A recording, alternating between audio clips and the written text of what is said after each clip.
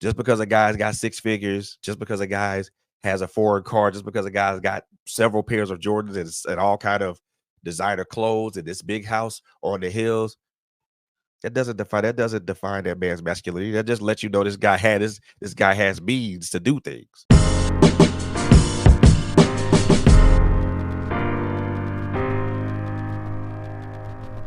Hi, everyone. Welcome back to my comfy couch. Today, I have a special guest with me on. Hi, Fred from Trailblazers Radio, right? Yes, ma'am. Fred, you want to tell folks about your podcast, what you do, where they can find you? Oh yeah, oh yes, most definitely. So Trailblazers, so we are Trailblazers Radio. We are a podcast platform. We talk on a myriad of subjects. The subject that me and Miss Nicole are gonna talk about is one of the subjects that we talk about a lot. But we're not afraid to walk through closet doors, man, and just have these difficult conversations.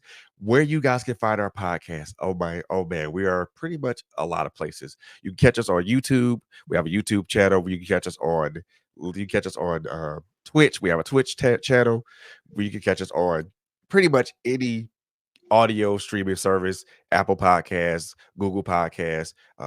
We're on Amazon Music, iHeartRadio, Spotify. We're pretty much wherever you listen to your audio streaming podcast. Yeah, catch us there. That's awesome. Okay, Fred. So today we're going to have our discussion about what is masculinity. Well, you Ah, laugh. yes. Ah, yes. Yes, Fred. And this is a big topic, I think, now, especially. It seems that, I see different movements going on trying to define what is masculinity. Some Right. great and empowering, some not so great. So I wanted to kind of have a discussion as part of our, dating platform, men in the dating field and trying to define in relationships what's the male role. Tell me, Fred, because Fred, are you okay with giving out your age a bit and so we could kind of I get don't some mind it. context in the time you grew up? No, I'm 51 years old. Okay, 51. Okay, Fred. So in your time frame, how you've seen masculinity, have you seen it change from the time you were growing up till now? Ooh, man. I think the change from what I grew up as opposed to now is that I think that a lot of guys are beginning to tap into a lot of things.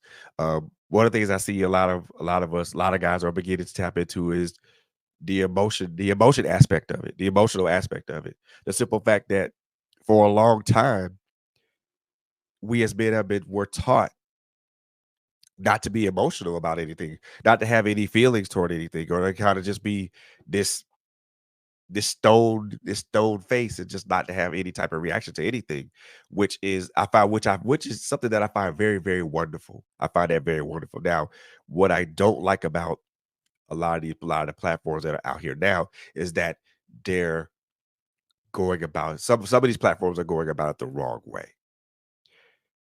What do I mean by that? I mean that they're teaching certain concepts that I won't say that don't necessarily apply, but they're teaching those concepts the wrong way. Now, a lot of these manosphere podcasts, they want to tell guys to not have emotions, and that's not cool. That's not correct. We're human beings. We just like women, we experience the same emotions, except we experience the same emotions. Happiness, disappointment, sadness, the whole spectrum of it. But for me, I wasn't taught those types. I wasn't necessarily given a blueprint on how to handle those types of things. Mm, Those very strong emotions. Um it wasn't until I lost my son that, you know, certain things were made very manifest and plain, that, it was okay for me to break down and cry. It was okay for me to feel sadness. It was okay for me to feel despondency and despair and loneliness and fear. All these things are natural human emotions that we all experience. If to For folks to tell guys that we're supposed to be this stone face type of person isn't isn't correct. Like I said, for me growing up, I saw my dad as this stalwart character, never seen him break down or anything like that. Never saw that out of him. And if he did it, he probably did it in private. Right. But the first time I ever saw my father break down was when he lost his mother, also known as my paternal grandmother. And it put a lot of things for me in perspective. A lot of it for me, it was like a full circle moment for me because I'd always saw him as this person who was very strong, very smart, very capable, always capable, um, always willing to extend himself to help to make sure whether it was family or friends to make sure that they were okay. And I saw this person who I still think who I think I strongly believe my father's a great man and he's still a great man. But I saw this great man have a very human moment. Right. And when I saw my father, bury his face in his hands, and if I get misty-eyed about it because I get misty-eyed about it, and I apologize in advance, but because it's still such a surreal moment for me to see my father bury his face in his hands and break down. And I'm, like, several seats away from him, and I couldn't for me, that I felt helpless too because I couldn't get to him. I couldn't get to him to hug him and embrace him and to tell him that everything was okay, but for me to see him have that moment, that human moment, it came full circle to me because then it made me realize that a lot of things I had been dealing with are things I had been feeling over the last maybe 8 or so years, well, almost 9 years, was completely okay. Mm. Ooh. So, yeah, so historically, like you were saying, the whole thought of man is, strength and, you got to be tough, you got to be hard, you got to just swallow it, no emotions, do what you got to do, go to work, take care of your family, that's it. Yeah. So, over all these years, you think men just kind of suppressed when they did have emotions or feelings? They were just told somehow, based on society, you just got to suppress your emotions. So, what do you think men do? What were men doing when they were having these, like you said, human emotions? Were they just suppressing it? Were they finding other outlets that weren't as healthy, to cope with it? What do you think was going on at that time? I can't necessarily speak for what was going on at the time. I'm pretty sure a lot of the things that they were doing were either healthy things or unhealthy things. I would say it would be 50-50 split with that. Um, if they were finding healthy outlets, maybe, you know, working out or doing something with their hands or something that nature. The unhealthy stuff would probably be a little bit more take more precedent. Drinking, drug use, um, other deviant behaviors, maybe other behaviors that probably would that have a larger risk factor involved in it. So I mean, I would say it's a 50-50 split. I mean, I never asked my father what he did when he came up across those strong emotions. It just that type of conversation never came to mind with me about that. And I just figured that he absorbed it and that was it. He Yeah. absorbed it and just kept it moving. Hmm. So I do love that you said recently it does seem like there is a shift where men can now express themselves. And like you said, there are platforms, but sometimes you do see in the manosphere where it can be a bit negative, where they kind of are Yeah. promoting some what they call toxic masculinity and such. So right now, what do you think is the balance? Because previously it seemed that it was very clearly defined what the man's role was in society. You worked, you were there for your family, you brought home the bacon, and that's the value you kind of brought to your family and society at large. But now then things are changed where it's kind of set up where it's really hard for the guy to be like the breadwinner. The women is working too, and everyone's trying to kind of keep the household in order, but it's still seeming like the women still want the guy to be strong. We still want them to be the leader. We still want them, to have those kind of traits. So do you think the men coming up now are kind of finding it challenging on, what is really my role and how do I still come off as manly, but not toxic manly where, you just got to do everything I say, but then you still be attractive to you and feel like a leader. You get what I'm saying? Like, do I you think got you. Yeah, do you think that's an issue that men are having these days? It is, but I'll say this: the role of a man in a relationship, it had that role hasn't changed. That Mm, role hasn't changed at all. And I'm here to say that, and I'm saying that loud and proud. A man's role in a relationship hasn't changed. It is how women define it. mm, My role is my role is still provider. My role is still protector. My role is still um the person that helps bring up the children. So I'm still gonna offer the problem solving and that stuff. So my role as a man doesn't change. It's how women look at it. It's how they interpret it or how mm, they define it. Because for me, it's I'm always as a man, I'm always gonna give provision, protection, procreation, and problem solving. mm. Those are the four P's that a man gives a woman at all times. There's not there neither one of them is not neither one of them is gonna be lacking.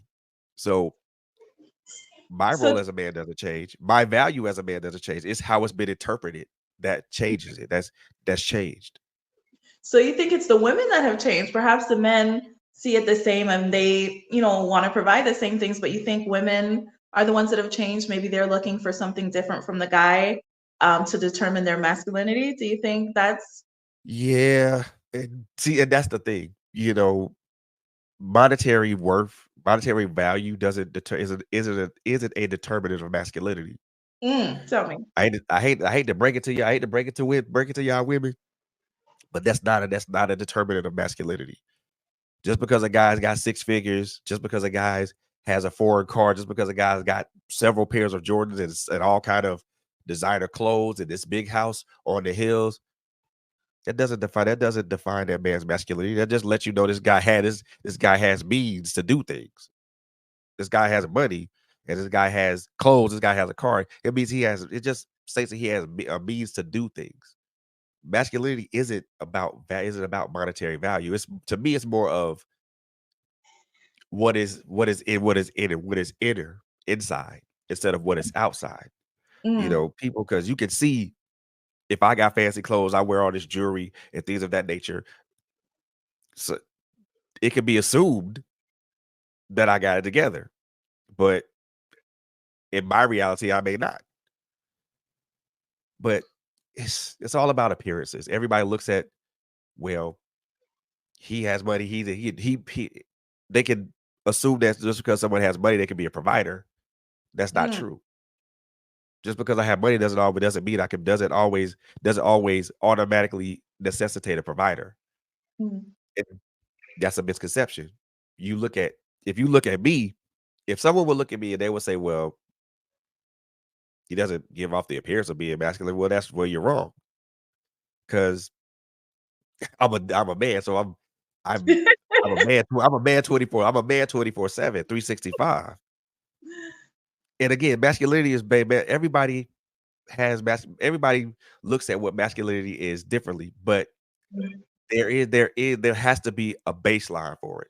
It has to be Right. a baseline definition because you your definition of what masculinity is different can be well, I won't say can be, will be way different than mine because Mhm, I look at it one way, you may look at it another way. And that goes off what you've been taught or what you've seen or what you've been exposed to or better yet, even more so your dating experiences.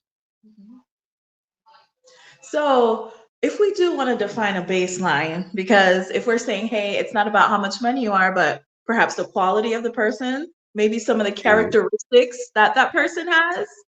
So, when I look at, character, go ahead. integrity, character, Mm, integrity, um, intelligence, um, value. I mean, value that goes beyond monetary because a man's value is way beyond monetary. Um, what that man values. mm. I mean, we can put a baseline and say, well, if he's rough, rugged, and raw, then that's a man. Okay, but what else goes with that? People can say, I'm a man's man. Okay, define that.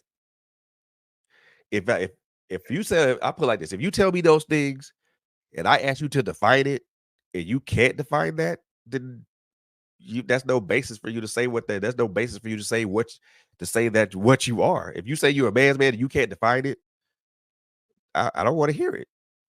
That's the thing, and that's why I think is a challenge is how do you define it? That's the whole, point of the discussion is how do you define masculinity? When I think of a man that's masculine, I do think of someone who is kind of take charge, can kind of lead or handle things that come up in life.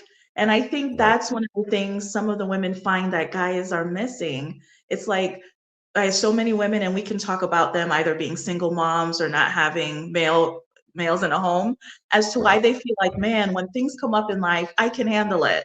But some of these guys I'm meeting, they can't. As things come up, you can't lean on them. You can't ask them a question and expect them to take the reins and make decisions. Like women want to let the reins go and sit back and let the man lead, but they're finding that they're not meeting men who are capable of leading. You get what I'm saying, Fred? I do. I do. But just because that person isn't in cave, I'll put it like this. I'll make it more relevant to you. Mm, Just because a man isn't leading in the way that you want him to lead mm, does not make him masculine. Does not take away from his masculinity. mm. Because again, if you want this man to lead in a specific way and then he doesn't, are you gonna say that he's not masculine because he doesn't lead you in a specific way that you want to be led? Does that take away from his masculinity if he doesn't do that? And that's what I I've don't think heard. it does. And that's what I've heard some men say. It's like, okay, these women are okay with them leading them as long as they leading them where they trying to go. Yeah, where the woman's okay with them leading them to.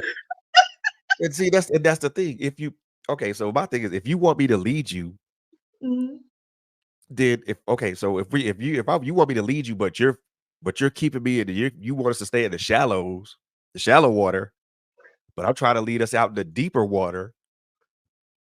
But then you get mad because we're still in the shallow water. Well, that's where you wanted us to be.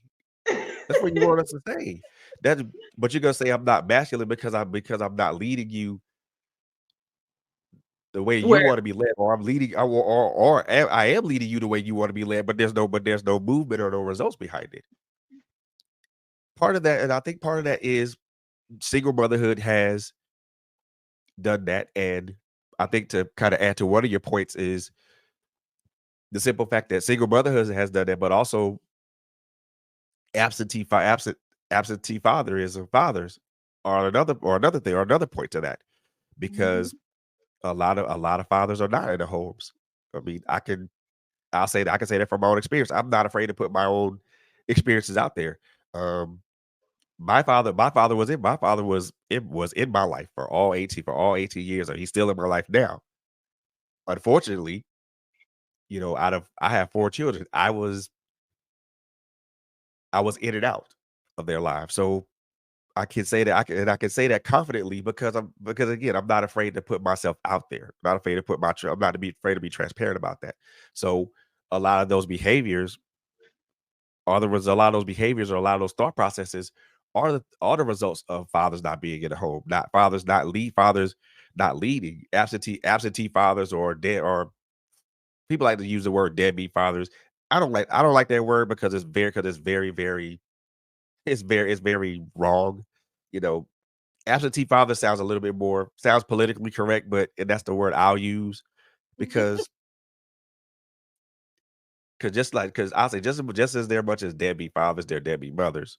But that's for a whole that's a different conversation. But that's a different conversation. But absentee fathers, yeah, that's contributed a major role in that because now when you look at it, you have single mothers trying to teach a young man how to be masculine, and she can't do that. Right.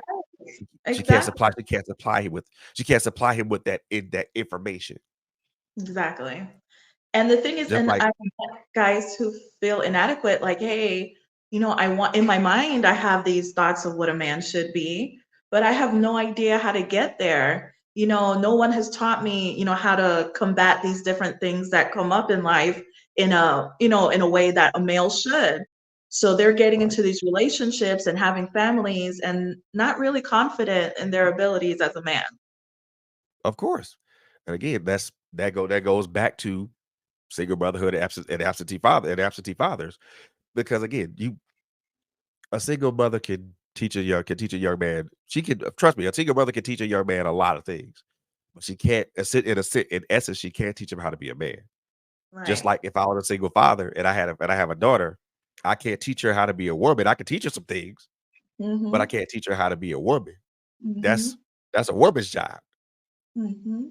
And most So definitely gonna pass that off to a woman because hey, there's some stuff about women I don't understand. Hey, auntie, can you teach my daughter this right quick? Because I have no idea. This is scary. This is a scary experience for me.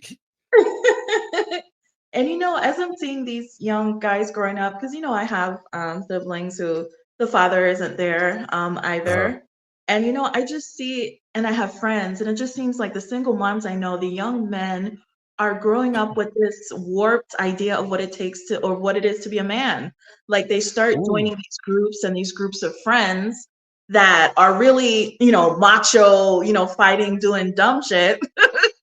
And yeah. they're finding their identity or that bonding with men in that way. And it's so scary and sad to me because I'm seeing that like all over the place. All these boys that are growing up that are in their teens and have been with single moms, it's like they're getting into all this mess. And from the outside, I'm saying, wow, is it because these guys are not there and they're trying to find their identity as men, you know? That's true. That's true. Because I mean, when you're out in the world, you're trying to find your identity. And I think we both experienced this as teenagers. As teenagers, um, we're once we become teenagers and or better yet, when we graduate high school and we're out in the world. Well, we're already out in the world because we've been exposed to it, but our parents have protected us for 18 years from a lot of the stuff that's in the world. But now when we come out into the world, now it's this big old strange place, and now you're trying to figure out how to properly operate with what you've been taught. You try to find a way how to operate the best way you know how to operate with what your mother taught you, what your father taught you, the things that you learned from your grandparents and your aunts and your uncles and your nieces and your nephews and also in your brothers or your sisters. So you try to operate in the best way you know how. And a lot of these younger guys, you know, go out into the world and find out very quickly that the world's a very cold place. And a lot of them don't survive long enough. A lot of them don't survive long enough to understand that there's worth there's worth in the world, that you just in the wrong place. You're just in the wrong place of fighting. You're just in the wrong place where it is. Where you're just in the wrong place. And you need to be where the warmth is, where the warm places are. Of course, there are gonna be cold places. And unfortunately, as men, we traverse those cold places more often than we traverse those warm places. But that's because we there's an expectation for us to traverse those cold places Mhm. by ourselves without backup, without help, um without an expectation of either surviving or if we do survive, we come out of it we come out of it emotionally fucked up and mentally scarred. So and a lot of these young guys, they and again, the one thing you mentioned, and I like that you mentioned is it's the bravado, the toughness of it that dude. And I've told you, other dudes, you don't gotta poke your chest out to tell me you a man. I respect you. Exactly. I respect you for the simple fact of being a male. Exactly. Now let's talk about how to get yourself in the proper alignment with other things. You don't Exactly. let's talk about how to get your mind right, get your emotional state right.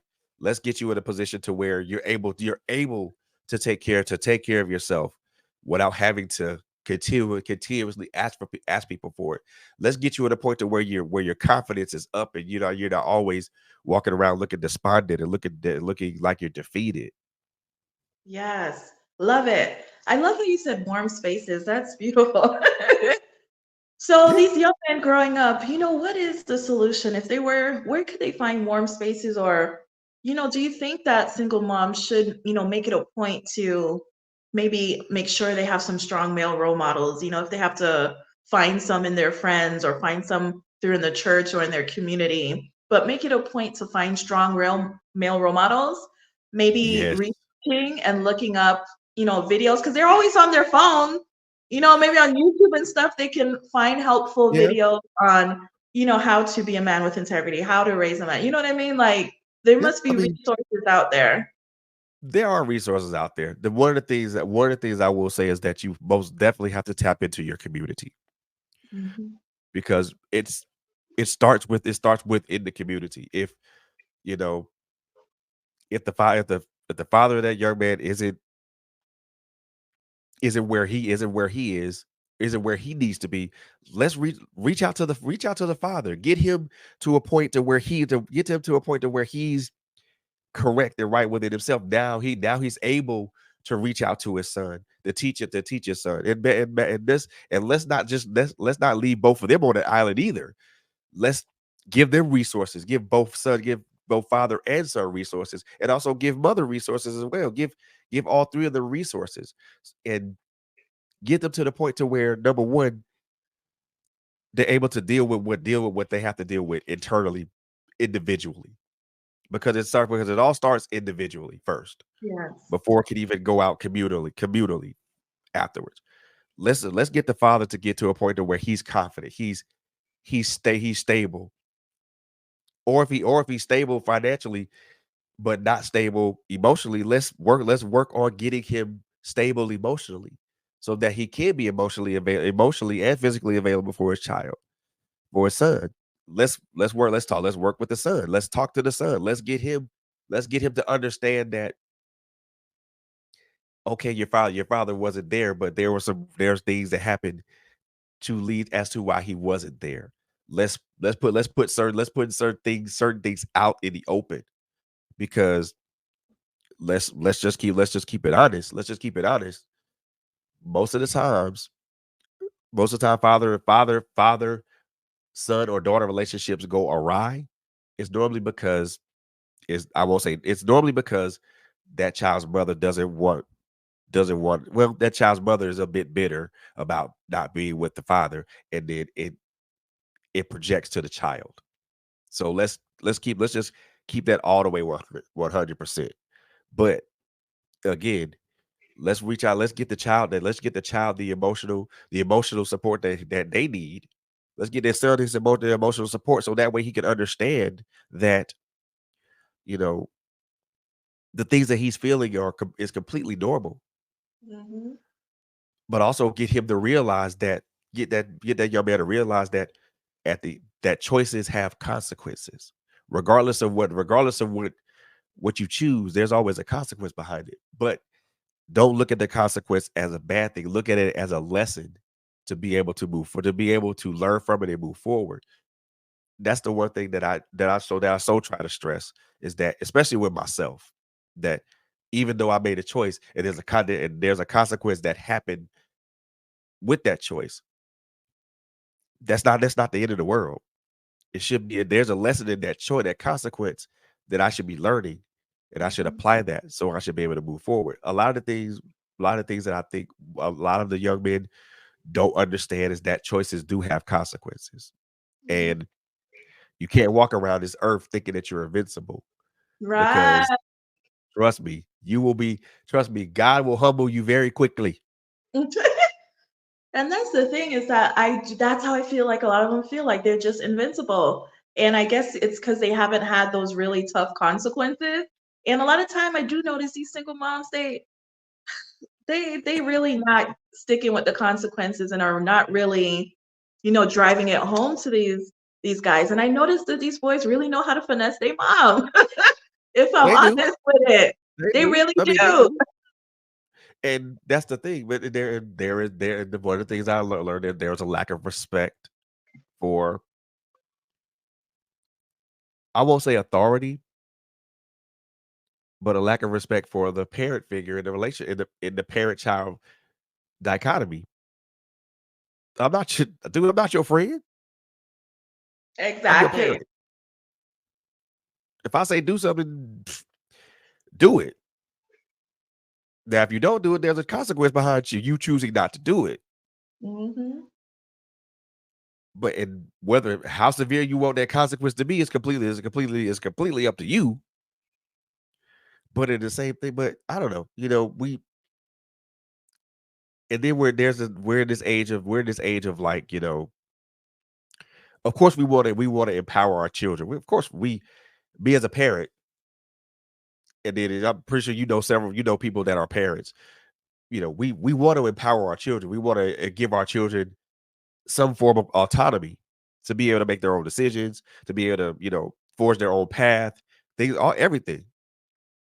But in giving them that autonomy, there should also be a certain level of caution too, Oh, absolutely. because Totally. you want to give somebody this, you want to give somebody autonomy, but you want to kind of have some limits on the autonomy, because one of the things that shouldn't be tolerated is disrespect. On Hmm. both, this is on both ends of the spectrum.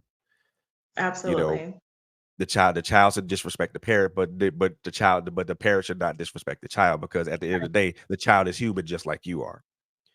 But I see that consistently. And again, it's just a result of, you know, a lot of single mothers just like letting the reins go and like, why you gonna take that boy off the leash? What's wrong with you? Put him back on the leash. So my question is, do you think men listen to women like boys and stuff? Because I feel like the moms will talk out the mouth for, forever, say all this stuff to the guy, but I feel like it's not hitting home to the boys. And I don't know if it's because we're women and, we're not saying it in a way that's touching them, or do men really respond to men? You know what I mean? Like, why does it feel? Because I know people that are taking their boys to therapy, putting them in these mentor programs, like trying everything to help the son, but it's like one ear out the other. The I'm gonna tell you this. The hardest lesson I had to learn, this is me personally, the hardest lesson I had to learn came from a woman. Mm, The hardest lesson I've ever had to learn came from a woman.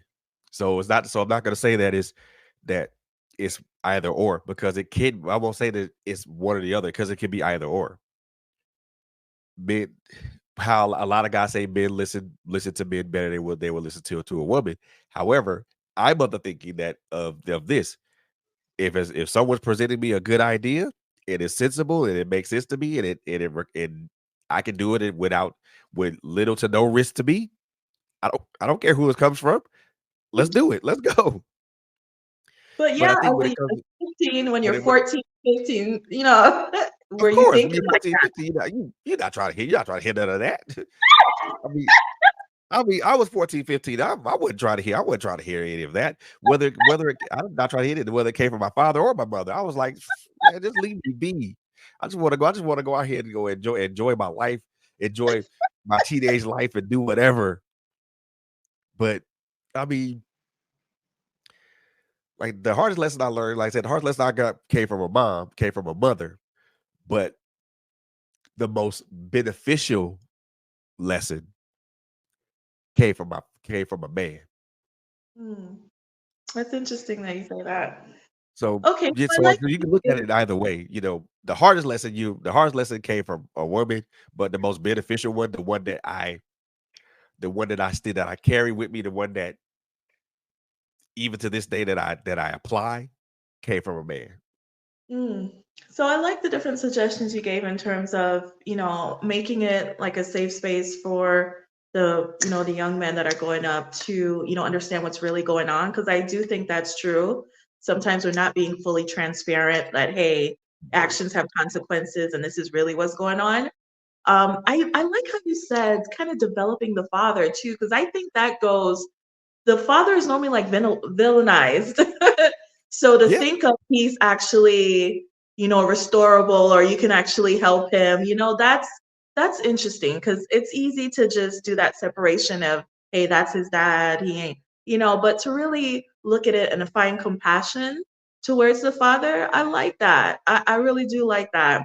And as we And the spoke funny about thing finding, and go the thing ahead. of it is, Nicole, you can't separate the 2. You you got you they're both in the same realm. You can't separate the father from a son or a daughter because he was part he helped he brought he helped he was the one he helped bring this child into the world. So you can't help the child and the mother then say fuck the father. That doesn't work. I mean, of you look at and a lot of people look at it from that narrow point of Right. view. Right. And why would you help the mom or the child but say fuck the father? The father's just as important because if you help the father, that gives the father that gives the father opportunities to be more to be more present, to be more accountable in that child's life. You by helping the father, now you empower and strengthen him to be like, okay, I'm at a good place emotionally, I'm at a good place personally, I'm at a good place physically, I'm at a good place financially. Now I can go out, now I can step out and I can try to rebuild a relationship with my son or with my daughter, you know, Do you think men to are receptive to help? Do you think, because that's one thing sometimes you notice as women when we try to give guys advice, you kind of have to tiptoe or say it the right way or come at the right way without it seeming like you're belittling, belittling them or, you know what I mean? Like, do you think guys are really receptive? Like, if someone does have a father that's not present, because I've tried it myself, I have a daughter. And, I try to talk to him sometimes and say, hey, why don't you do this or why don't you do that? But sometimes I feel like, and there's tension sometimes with the guy too, that he doesn't want to be because you don't want to be with the guy. That happens right. too. But, do you think men are receptive? Like, what is a way a woman can go up to a man and say, hey, I want to help you be there for your child. What resources do you need? What can I do to help you so you can be present? Be what you just said, be honest. Be forthright, be frank with him. Hey, look, we're in this together. We laid down, we made this beautiful human being, and I don't want you, I don't I want you present in this child. I want you present in my child's life.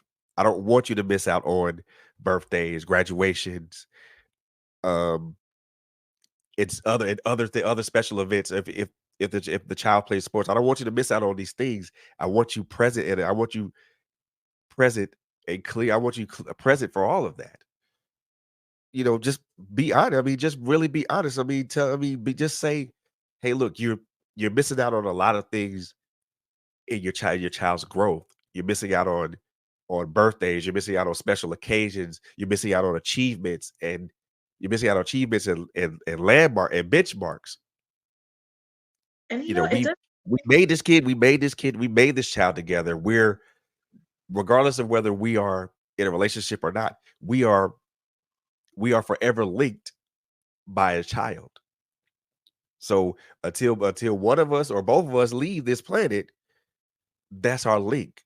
Mhm. So I want you, no, I won't say want, I need you Mm, to be present here in this child's life and whatever it is that I can do for you to help you to help you be present in this child's life, I'll do.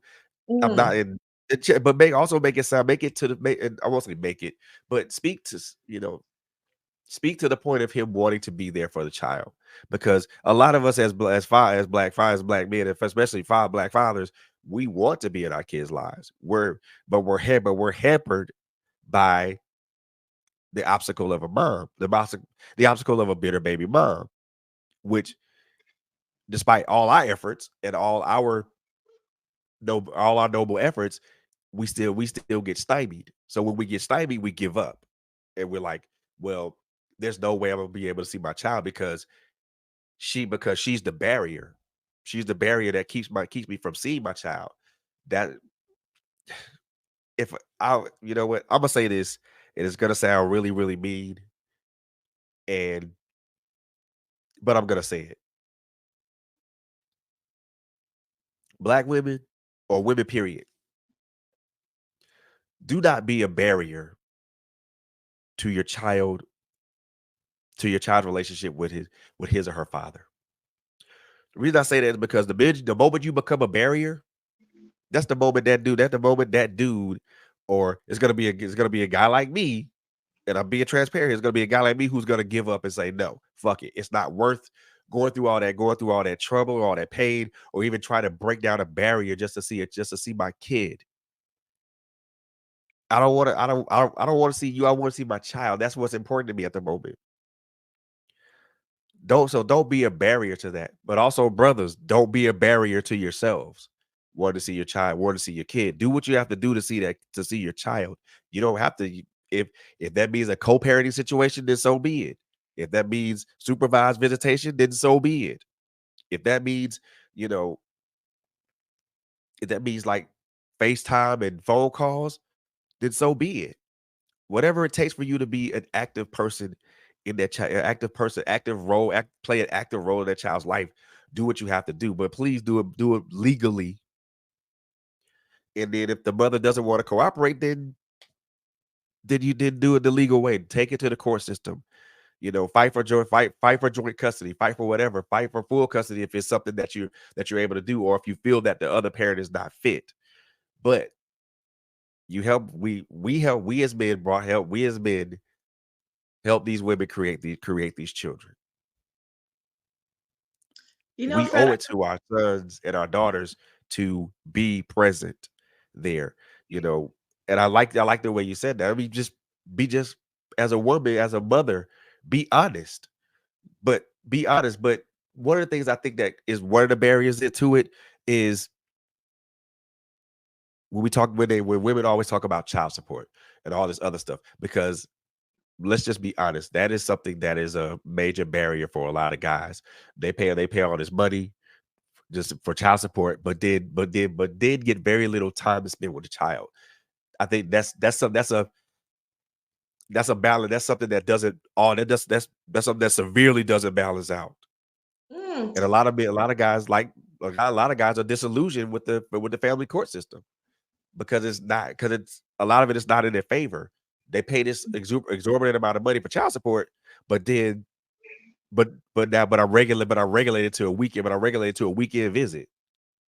What somebody tell me what's the math of that. Somebody tell me what's wrong with the geometry of that. mm. So, Fred, I do like, and I think it takes both sides being humble and to Very think of much the so. bigger picture. It's, hey, it's about the kid. I can't be in my feelings because It's it gotta be didn't work about out, the bigger picture. It's or what gotta you be. did to me, or what I did to you. Like, we can't be in our feelings. We have seen what happens when both parents are not in a child's life. We are seeing it left and right, and it's sad. So we have to Destructive. come to a place to humble ourselves. As the woman, humble yourself.